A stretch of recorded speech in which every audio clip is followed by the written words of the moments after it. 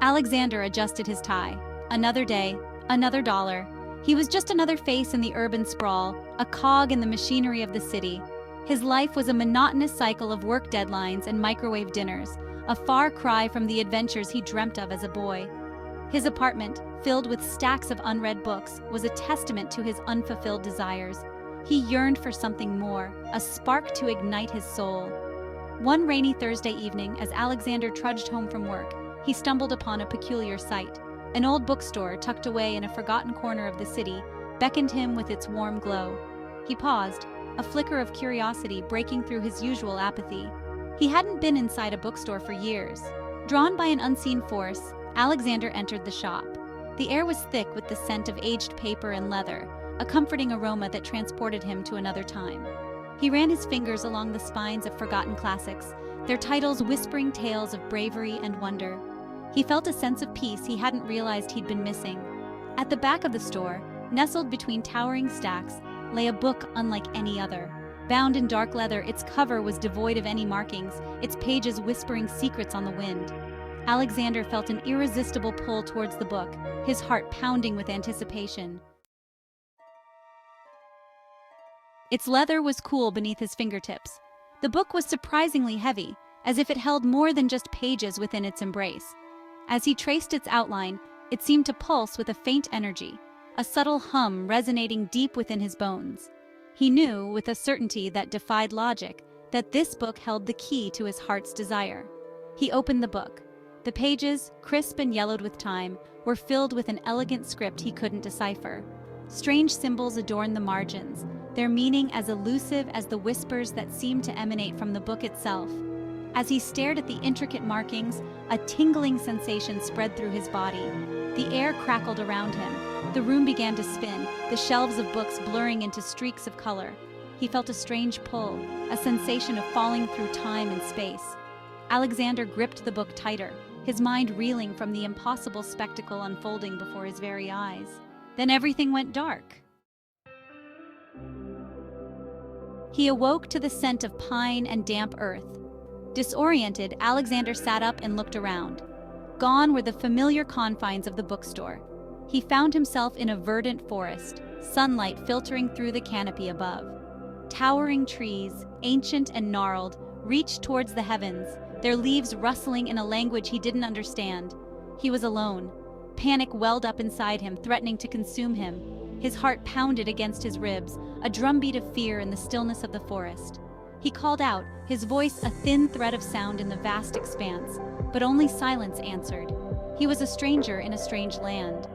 As the initial shock began to wear off, curiosity took hold.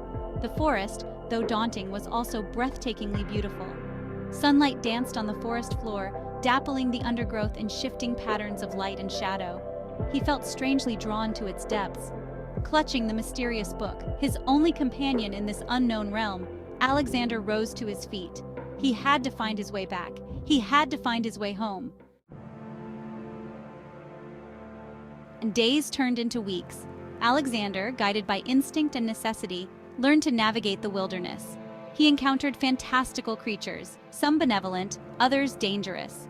He learned to distinguish the rustling of leaves from the stealthy tread of a predator. He was surviving. He discovered that the book he carried was more than just a book. It was a beacon, a guide to this magical realm.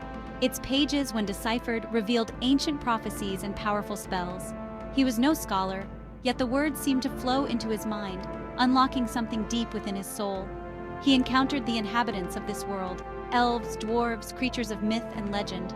They told him of a land shrouded in darkness, ruled by a tyrannical sorcerer who had stolen their light.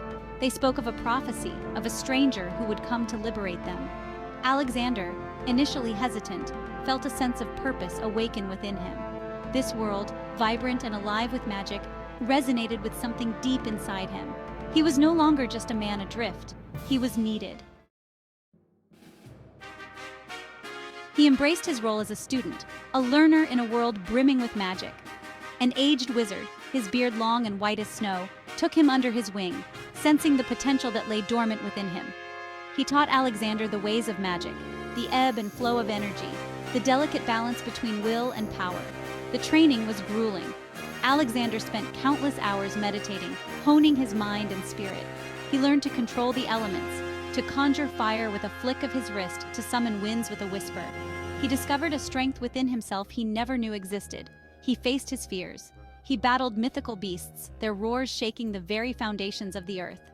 He honed his skills in duels against seasoned warriors, their blades flashing like lightning in the twilight.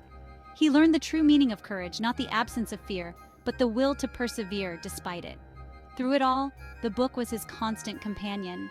Its pages, now less cryptic, revealed the secrets of this world, its history, its magic, its very essence. He learned of the sorcerer he was destined to face, a being of immense power consumed by darkness. Word of Alexander's growing power spread like wildfire. He became a symbol of hope in a land shrouded in despair. People flocked to his banner, drawn to his quiet strength and unwavering determination. He was no longer just a man, but a leader, a beacon of light. He led his newfound allies in daring raids against the sorcerer's strongholds, liberating captives and reclaiming stolen artifacts. He fought with a ferocity he didn't know he possessed, his fear replaced by a righteous anger. He would break the sorcerer's hold on this land. He faced betrayals. Not all welcomed the change he represented. Some, seduced by the sorcerer's promises of power, turned against him. He learned the bitter taste of loss, the pain of seeing friends turn into foes. But he pressed on, his resolve hardening with each passing day. Through trials and tribulations, Alexander's spirit remained unbroken. He learned the true meaning of leadership, to inspire hope in the face of despair, to stand firm even when all seems lost. He was no longer just a man on a quest, but a leader forging a new destiny. The final battle was upon them. Alexander, at the head of his army, stood before the obsidian gates of the sorcerer's fortress. Lightning crackled in the sky, mirroring the storm raging within him. He was ready. The battle raged for days, a maelstrom of magic and steel. Alexander's forces fought with the courage of the desperate, their desire for freedom fueling their every strike. He, at the heart of the storm, was a whirlwind of fire and fury. He would not falter. He confronted the sorcerer atop the highest tower. Their duel, a clash of titans. Lightning flashed, illuminating the sorcerer's face, twisted with hatred and despair. Alexander saw not a monster, but a reflection of himself, a warning of what he could become. With a final surge of power, fueled by his unwavering belief and the love for his adopted world, Alexander vanquished the sorcerer. Darkness lifted from the land, replaced by the warm glow of a new dawn. He had won. Victory came at a cost. The land was free, but the battle had left its mark on Alexander. The magic he wielded, once a source of wonder, now felt like a burden, a constant reminder of the darkness he had faced. He was changed. He felt a profound sense of loneliness. He was, after all, a man out of time, a stranger in a world he had saved. The people he had fought for, though grateful, could never truly understand him. He was a hero, yet he felt strangely hollow. He found solace in the quiet moments, lost in the pages of his book. He reread the prophecies, the stories of heroes and their triumphs. He realized that the greatest battle was not fought on the battlefield, but within oneself. He knew he couldn't stay. This world, for all its wonder, was not his own. He yearned for the familiar, the mundane, the life he had once left behind. With a heavy heart, Alexander gathered his allies. He announced his decision to leave, his voice echoing with a bittersweet sorrow. He would never forget them, nor the sacrifices they had made together. Their courage would forever be etched in his heart. The farewell was long and tearful. They showered him with gifts, tokens of their gratitude and love. He was their champion, their liberator, and his legend would be passed down through generations. He had become a part of their world, just as they had become a part of him. As he stood on the precipice, ready to step back into the unknown, he took one last look at the world he had helped save. The sun was setting, painting the sky in hues of orange and purple.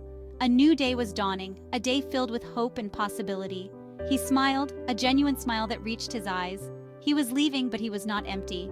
He carried within him the love, the courage, and the wisdom of a world that had embraced him as one of its own. He found himself back in the bookstore. The air was still thick with the scent of old paper and leather. The book lay open at his feet, its pages blank. He picked it up, its weight familiar and comforting in his hands. It was over. He stepped out onto the street. The city, once a symbol of his mundane existence, now seemed vibrant, alive. He saw the world through different eyes, eyes that had witnessed magic and wonder. He was home, yet he was different. He no longer yearned for a life less ordinary. He had learned that magic existed not in fantastical realms, but in the everyday, in the kindness of strangers, in the beauty of a sunset, in the simple act of living. He had found his adventure. Alexander, once an ordinary man, carried the echoes of his Odyssey within him. He walked on, a silent guardian, a secret keeper, his heart filled with the memories of a world forever changed by his courage and compassion. The world was his for the taking.